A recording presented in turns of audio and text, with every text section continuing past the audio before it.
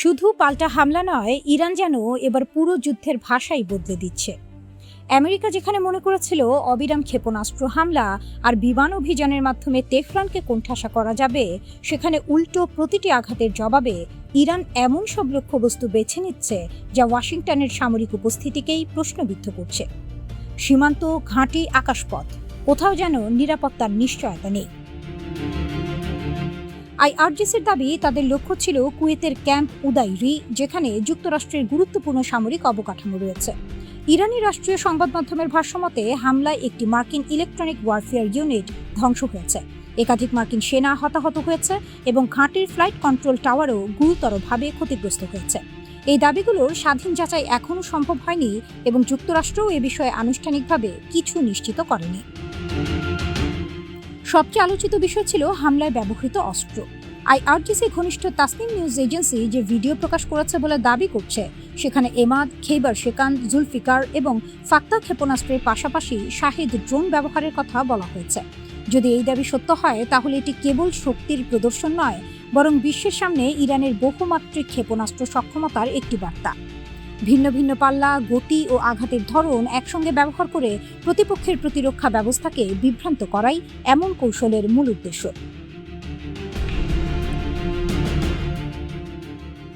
এরই মধ্যে ইরাকের উত্তরাঞ্চলীয় এরবিলে মার্কিন সেনা অবস্থান করা একটি সামরিক ঘাঁটির কাছেও একাধিক বিস্ফোরণের খবর আসে।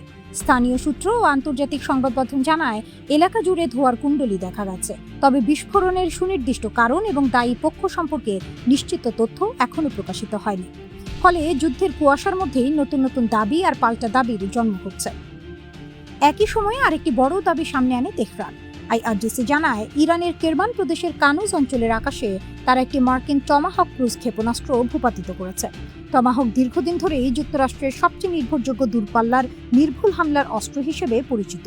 জিপিএস, ইনার্শিয়াল নেভিগেশন এবং টেরেইন ম্যাচিং প্রযুক্তি ব্যবহার করে এটি অত্যন্ত নিচু উচ্চতায় উড়ে রাডার এড়িয়ে লক্ষ্যবস্তুতে আঘাত হানতে পারে। তাই এমন একটি অস্ত্র ভূপাতিত করার দাবি স্বাভাবিকভাবেই আন্তর্জাতিক পর্যায়ে ব্যাপক আলোচনার জন্ম দিয়েছে। অন্যদিকে সামাজিক যোগাযোগ মাধ্যমে আরও একটি ভিডিও ছড়িয়ে পড়েছে, যেখানে ইরানের কিশ দ্বীপের আকাশে একটি জ্বলন্ত উড়োজাহাজ নিচে পড়তে দেখা যায় বলে দাবি করা হচ্ছে। কেউ বলছে এটি মার্কিন MQ-9 রিপার ড্রোন, আবার কেউ বলছে অন্য কোনো সামরিক উড়োজাহাজ, কিন্তু এ ঘটনাও এখনও আনুষ্ঠানিকভাবে নিশ্চিত নয়। এসব ঘটনার মাঝেই যুক্তরাষ্ট্র তাদের সামরিক অভিযান অব্যাহত রেখেছে।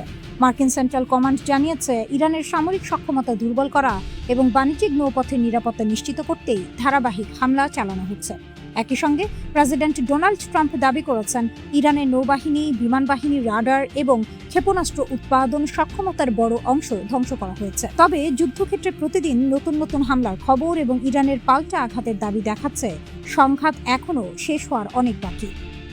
এই যুদ্ধের সবচেয়ে বড় শিক্ষা সম্ভবত একটি: মধ্যপ্রাচ্যে আর কোনো পক্ষ একতরফাভাবে শক্তি প্রদর্শন করতে পারছে না।